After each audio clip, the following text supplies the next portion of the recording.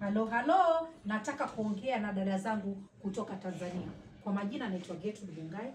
Mimi ni lifestyle designer on sex and relationships. Lakini KTZ mweza kunita Kungu kutoka Mombasa. Nataka tuongee kuhusu Miss Victoria, ambayo ni sehemu za siri za mwanamke. Mimi namuita Miss Victoria na Aruba. Aruba ni intimate gel. Waichukua kidogo, waipaka around Miss Victoria. Itakusaidia na nini? Kwanza itatoa kunuka uvundo. Hutawahi nuka vibaya. Huu muasho kwenye joto na kujikuna na Miss Victoria kunuka samaki.